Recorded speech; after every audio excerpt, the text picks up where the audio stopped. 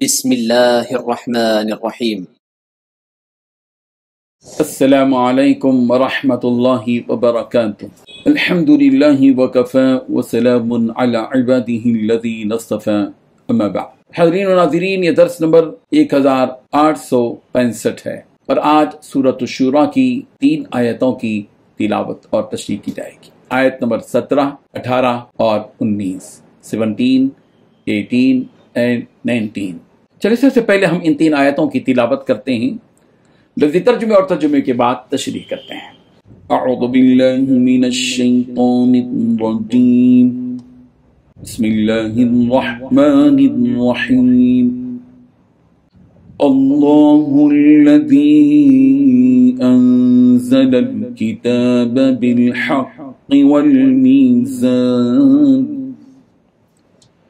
وما يدريك لعل الساعة قريب يستعجل بها الذين لا يؤمنون بها والذين آمنوا مشفقون منها ويعلمون أنها الحق ألا إن الذين يمارون في الساعة لفي ضلال بعيد الله لطيف بعباده يرزق من يشاء وهو القوي العزيز صدق الله العظيم۔ لفظی ترجمہ یوں ہے، اللہ الذی، اللہ ہی وہ ہے جس نے انزل الکتاب، نازل کی کتاب، بالحق، حق کے ساتھ، والمیزان اور ترازو، وما یدریکا اور کیا معلوم ہے آپ کو، لعل الساعۃ شاید قیامت قریب ہی ہو، یستعجل جلدی مانگتے ہیں، بہا اس کو، الذین وہ لوگ جو لا یؤمنون ایمان نہیں رکھتے، بہا اس پر، والذین اور وہ لوگ جو آمنوا ایمان لائے، مشفقون ڈرنے والے ہیں، منہا اس سے، ویعلمون اور وہ جانتے ہیں، انہا کہ یقیناً وہ، الحق برحق ہے، الا آگاہ رہو، ان الذین بے شک وہ لوگ جو یمارون جھگڑتے ہیں، فی الساعۃ قیامت کے بارے میں، لفی ضلال بعید البتہ وہ دور کی گمراہی میں ہیں، اللہ لطیف اللہ بہت مہربان ہے، بعبادہ اپنے بندوں کے ساتھ، یرزق و رزق دیتا ہے، من جو کہ یشا جس کو کہ چاہتا ہے وہ هو القوی العزیز اور وہ خوب طاقتور نہایت غالب ہیں۔ ترجمہ یوں ہے، اللہ وہ ہے جس نے حق پر مشتمل یہ کتاب اور انصاف کی ترازو اتاری ہے، اور تمہیں کیا پتہ شاید کہ قیامت کی گھڑی قریب ہی ہو۔ جو لوگ اس پر ایمان نہیں رکھتے وہ اس کے آنے کی جلدی بچاتے ہیں، اور جو لوگ ایمان لائے ہیں وہ اس سے سہمے رہتے ہیں اور جانتے ہیں کہ وہ برحق ہے۔ جو لوگ قیامت کے بارے میں بحثیں کر رہے ہیں وہ گمراہی میں بہت دور چلے گئے ہیں۔ اللہ اپنے بندوں پر بہت مہربان ہے، وہ جس کو چاہتا ہے رزق دیتا ہے، اور وہی ہے جو خود قوت کا بھی مالک ہے، اقتدار کا بھی مالک۔ ان 3 آیتوں میں 9 باتیں بیان کی گئی ہیں۔ پہلی بات، اللہ وہ ہے جس نے حق پر مشتمل یہ کتاب اور انصاف کی ترازو اتاری ہے۔ دوسری بات، تمہیں کیا پتہ شاید کہ قیامت کی گھڑی قریب ہو۔ تیسری بات، جو لوگ اس پر ایمان نہیں رکھتے وہ اس کے آنے کی جلدی بچاتے ہیں۔ چوتھی بات، جو لوگ ایمان لائے ہیں وہ اس قیامت کے دن سے سہمے رہتے ہیں۔ پانچویں بات، ان ایمان والوں کو یہ پتہ ہے کہ قیامت کا آنا برحق ہے۔ چھٹی بات، جو لوگ قیامت کے بارے میں بحثیں کر رہے ہیں وہ گمراہی میں بہت دور چلے گئے ہیں۔ ساتویں بات، اللہ اپنے بندوں پر بہت مہربان ہے۔ آٹھویں بات، وہ جس کو چاہتا ہے رزق دیتا ہے۔ نویں بات، وہی ہے جو قوت کا بھی مالک ہے اور اقتدار کا بھی۔ بزرگان محترم، پچھلی آیتوں میں یہ بیان کیا گیا کہ یہود و نصارہ मोमिनों से झगड़ा किया करते थे।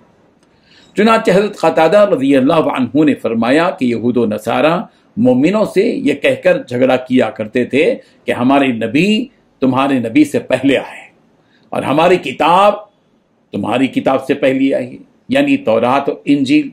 हजरत मूसा और ईसा, मूसा हम तो मोहम्मद से पहले आए हैं, और नसारा कहते हैं ईसा मोहम्मद से पहले आए हैं, और ये कहते हैं कि तौरात हम तुमसे कुरान से पहले आई है और इंजील तुमसे पहले आई है। इस तरह वो झगड़ते थे। तो जाहिर है कि जो पहले आया है उसी को माना जाएगा, वो कहते थे।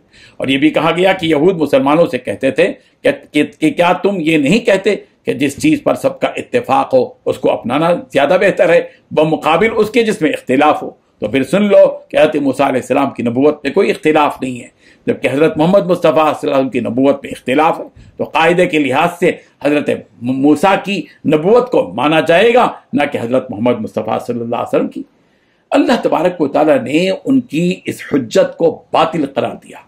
वह इस एतबार से कि हज़रत मूसा अलैहिस्सलाम पर जो ईमान लाए वो आपके हाथ पर होने वाले मोजिज़ात को देखकर ईमान लाए, जो मोजिज़ात आप अलैहिस्सलातु तस्लीम के सच्चे होने पर दलालत करते थे। तो ऐसा ही नबी रहमत सल्लल्लाहु अलैहि वसल्लम के साथ हुआ कि आपके हाथ पर भी अल्लाह ताला ने मोजिज़ात ज़ाहिर फरमाए।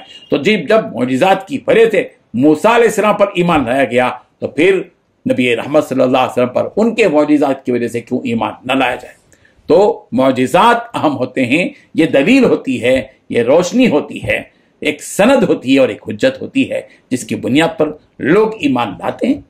इन आयतों में अल्लाह तबारक व तआला उन मुशरिकीन और यहूद और नसारा का रद्द फरमा रहे हैं कि वो अल्लाह ही है जिसने हक के साथ किताब उतारी है, वो मूसा अलैहिस्सलाम पर हो या हज़रत मोहम्मद मुस्तफ़ा सल्लल्लाहु अलैहि वसल्लम पर, दोनों पर भी किताब को नाजिल फरमाने वाला अल्लाह ही है।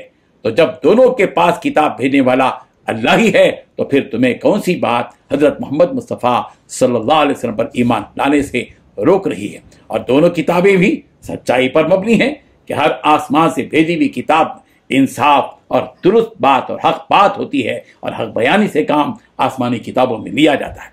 तो जब इस किताब को तुम मानते हो तो उस किताब को मानने में तुम्हें क्या रुकावट है। लिहाजा अब भी तुम्हारे पास वक्त है, इस बात को समझो, ईमान ले आओ। क्या पता आगे ईमान लाने का वक्त ही न रहे कि क़यामत सर पर आ खड़ी हो जाए और तुम्हें न सोचने का मौका मिलेगा और न ही समझने का, और न ही उस वक्त अगर तुम्हें बात समझ में भी आ जाए तो कोई फायदा नहीं होगा, इसलिए कि उस वक्त ईमान लाना बेकार होगा, तो वो कबूल ही नहीं किया जाएगा। इसलिए उस वक्त को गनीमत जानो और अकल से काम लो और अपने आप को जहन्नम से बचाने की तैयारी कर लो।